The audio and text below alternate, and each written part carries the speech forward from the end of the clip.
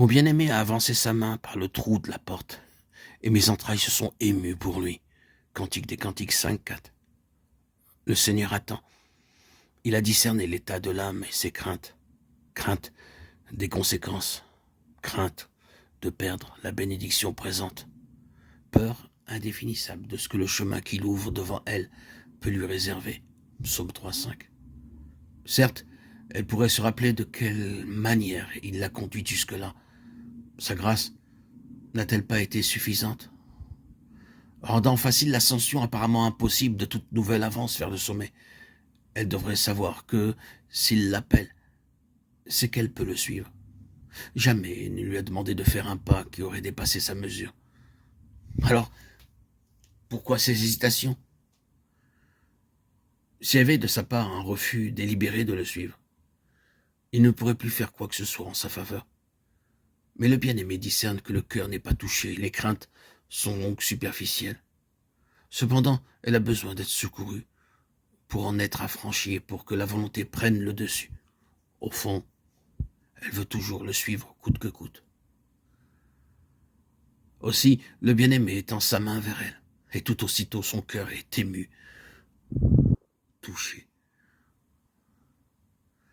Il connaît le caractère de tous ses rachetés, il sait quelle fibre il doit faire vibrer pour amener les brebis craintives à faire le pas décisif.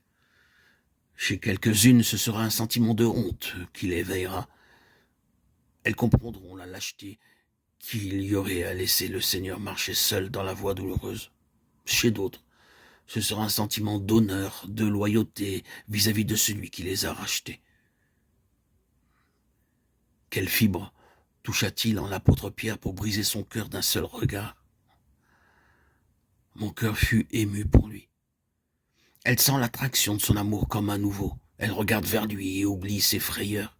Lui, c'est lui qui l'a appelé en vain pour lui faire connaître la communion de ses souffrances, car il l'a trouvé digne de souffrir pour lui. Philippiens 1:20. Et elle n'a pas répondu à son appel. Ah, toutes ses hésitations s'évanouissent. Elle se confiera en lui pour qu'il la conduise jusqu'au bout.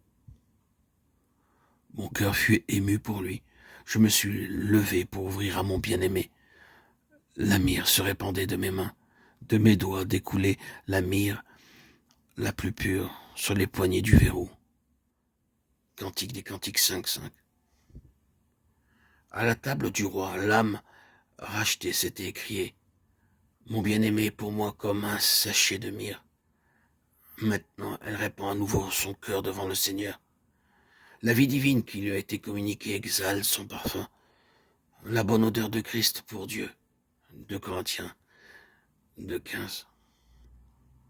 Alors qu'elle choisit la voie du sacrifice, ses mains, symbole de la foi qui actionne la volonté, sont parfumées de myrrhe.